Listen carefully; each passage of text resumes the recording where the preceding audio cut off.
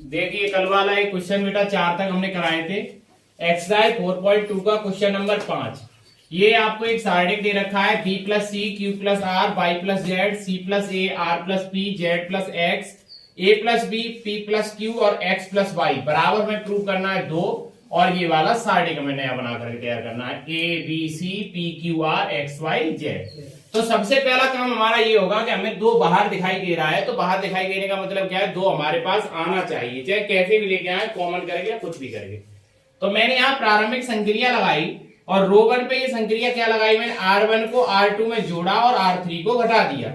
मैंने इन दोनों को प्लस किया और इसको घटा दिया। तो मैं इन दोनों को प्लस करूंगा तो यहाँ पर क्या आएगा, C और C हो जाएगा 2C और ये हो जाएगा A प्लस बी। और A प्लस बी से A प्लस बी ये वाला नंबर हमें घटाना है, तो A प्लस बी से A प्लस बी पूरा कट जाएगा तो ऊपर क्या बचेगा 2C।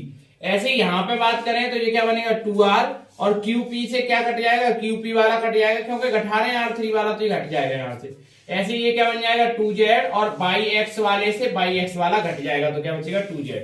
अब मुझे दिखाई दे रहा है कि R1 में 2 कॉमन मिल रहा है, तो मैंने 2 सबसे पहले वेनिस्ट लिख लिया। R1 से 2 वेनिस्ट लेने पर तो 2 वेनिस्ट ले लिया।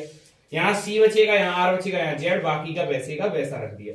अब मुझे क्या करना है, अब मुझे यहाँ पर ये ABC बनाने हैं, PQR बनाना है, XYZ बनाना है, तो इनके साथ जो भी ऐड हो रहा है उन सबको हटाना पड़ेगा।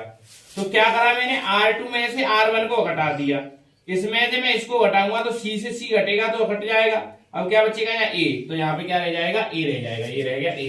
अब मैं इसमें से इसको घटाऊंगा तो R से R घट जाएगा, क्या बचेगा P, तो यहाँ क्या जाएगा P। इसमें से इसको घटाऊंगा Z से Z घट जाएगा, क्या बचेगा X।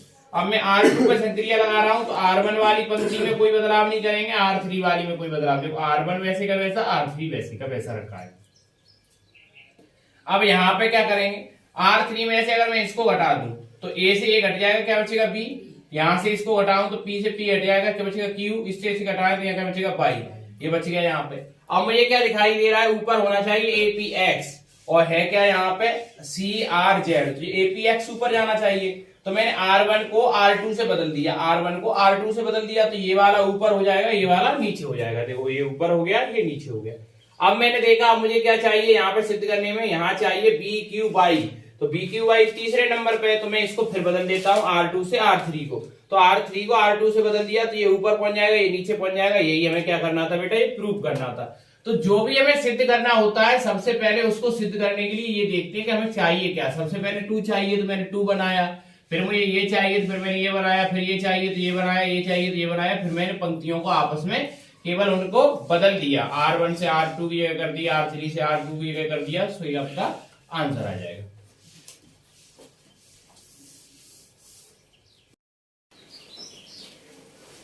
देखिए ये सारणी के आपके पास 0 -a b और a और 0 और c दे रखा है, -b c और 0 बराबर 0 दे रखा है आपको।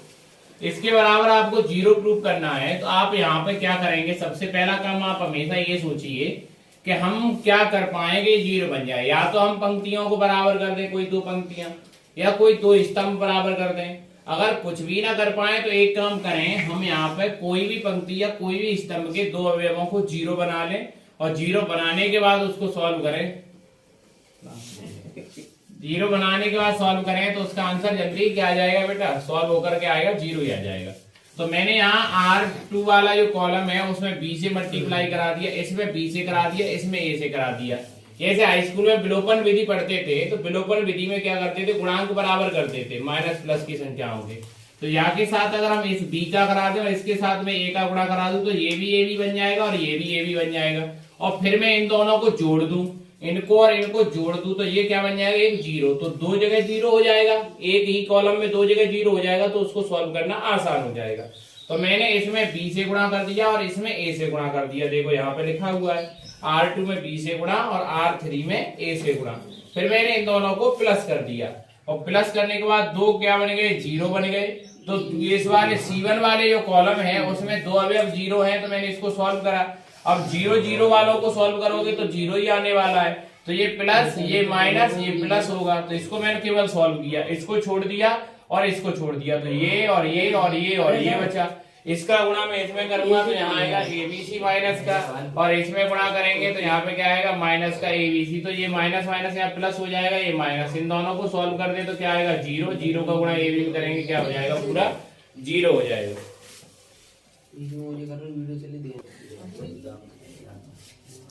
देखिए सवाल, ए स्क्वायर यहाँ दे रखा है बेटा, यहाँ बी ए, यहाँ पर C A B minus B square C B और ए सी बी सी और माइनस सी स्क्वायर। जब भी आपको सवाल किया जाए तो आप हमेशा एक चीज देखिए, आपको एक चीज हमेशा याद रखनी चाहिए, जो हमें सिद्ध करवा रहा है वो हम कैसे ला सकते हैं, बस इतना ध्यान दें।